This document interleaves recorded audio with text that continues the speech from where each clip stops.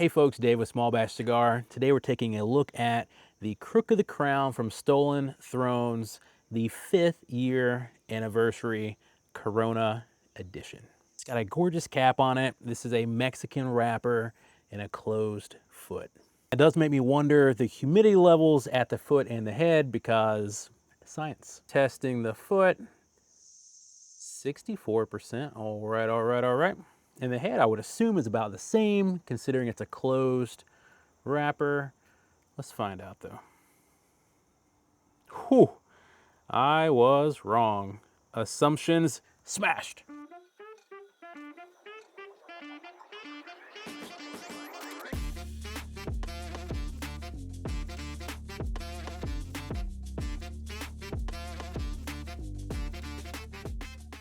The closed foot, trying to ignite just the wrapper tobacco before the rest of it. I was getting a little bit of leather, a soft latte-like impression. And I really wanted to use the soft flame for this because I did not want to ignite the whole thing. But now that we've gotten this far, we can. I like to blow the excess wrapper off and then use the torch to finish. So igniting the wrapper, the binder, the filler, this cigar has a very rustic first impressions. I would attribute that probably to the Mexican wrapper, although we all know that wrapper isn't nearly as dominating for the blend as they want it to be. It all depends on the blender's intent. But this size and this wrapper seem to be really working together so well right now. Leather, a little bit of spice. There's some baking spices in here as well. And there's this interesting floral sensation that I haven't quite figured out how to describe just yet, but it reminds me so much of just smelling the wrapper, and I could not figure out how to describe it, so I didn't attempt it, and now here I am talking about it. But it's the wrapper smelled a little bit leathery, a little bit floral, and I'm tasting that right now too, and that's not always the case. A lot of the times, the pre-light inspection has nothing to do with what the cigar tastes like. But right now, right here, it is. I'm really liking this size. I've had a couple of the other regular production sizes.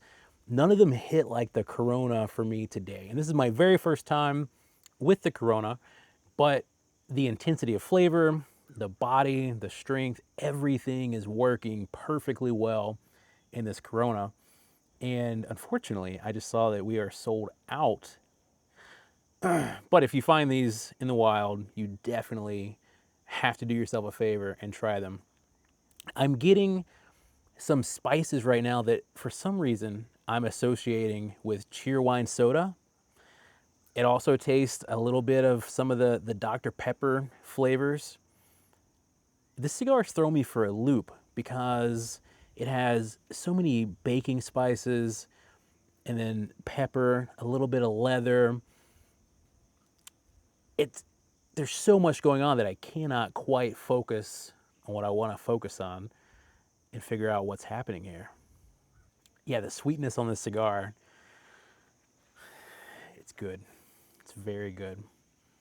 Definitely has some kind of soda expression is how I'm perceiving it.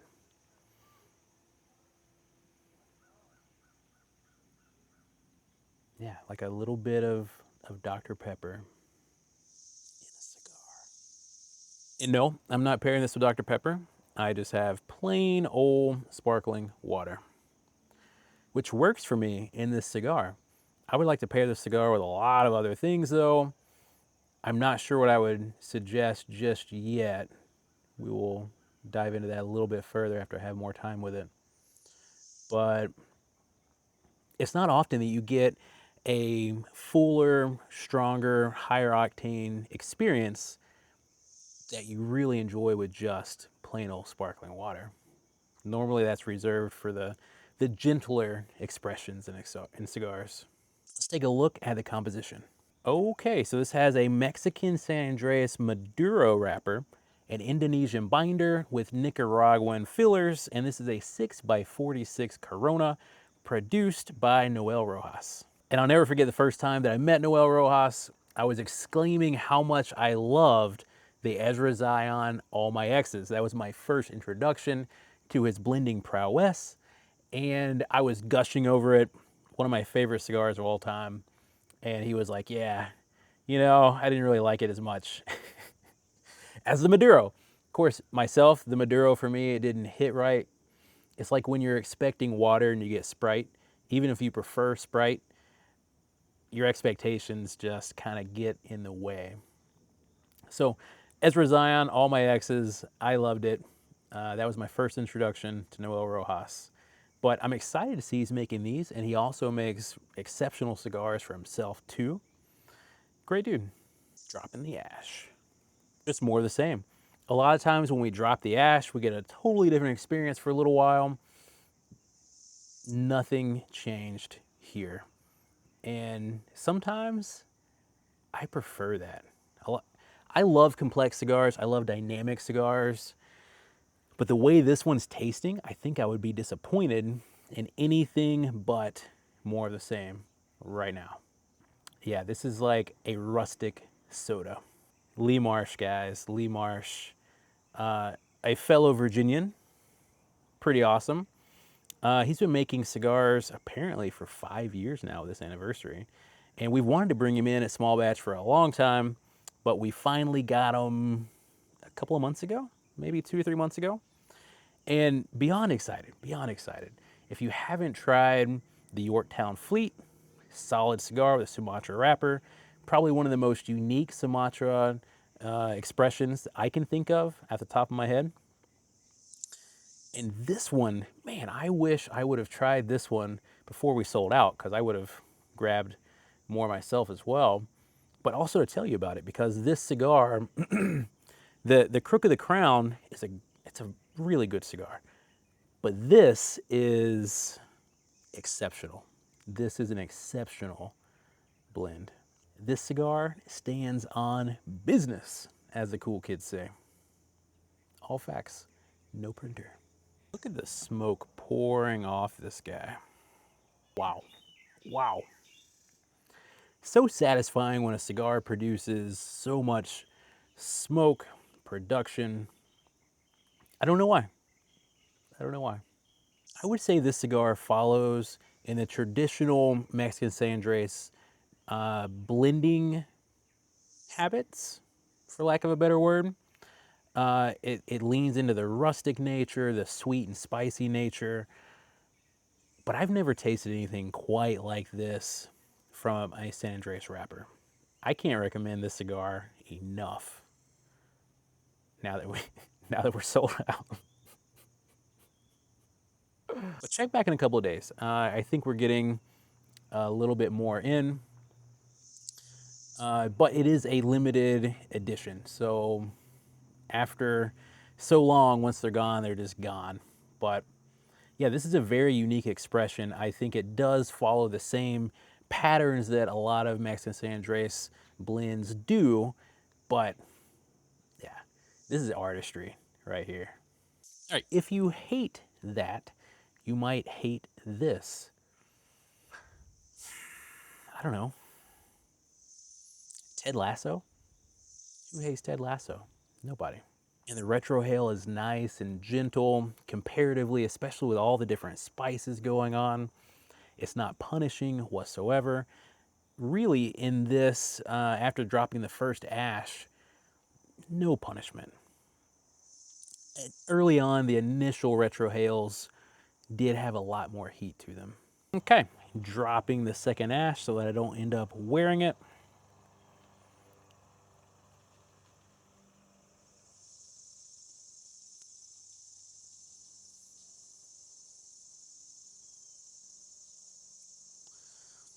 Oh man. So right around the midway point, a lot more sweetness, a whole lot more sweetness. Milk chocolate after dropping the ash. That cherry is gone, but I'm getting like a caramel sensation, a bready sensation.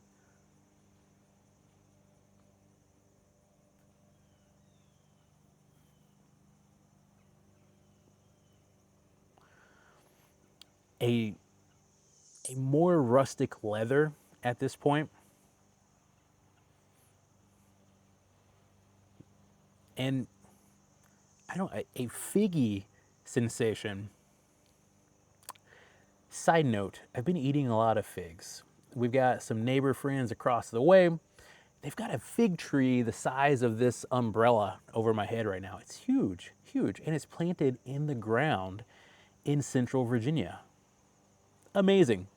I always thought it got too cold here, and my little guy he's about, I don't know, 3.5 feet tall because I keep bringing him inside in the winter, and but they've given me a lot of figs this year, and I enjoy the hell out of figs. And I'm getting a little bit in this guy right now. It'll probably dissipate as the ash builds, but good. Cinnamon, nutmeg, not quite allspice level, but everything's just having its own turn in the limelight real fast after dropping this ash. And you know, it's 10 a.m. in the morning right now. This is classified as a fuller bodied cigar. I would say the strength for me is probably medium plus, maybe medium to full by the time we're done with it. But I like it because the body is more intense than the strength. The flavors are firing on all cylinders, but it doesn't feel like a heavy cigar first thing in the morning. Big plus. Big plus. If I get my hands on more of these, I will definitely be pairing with coffee.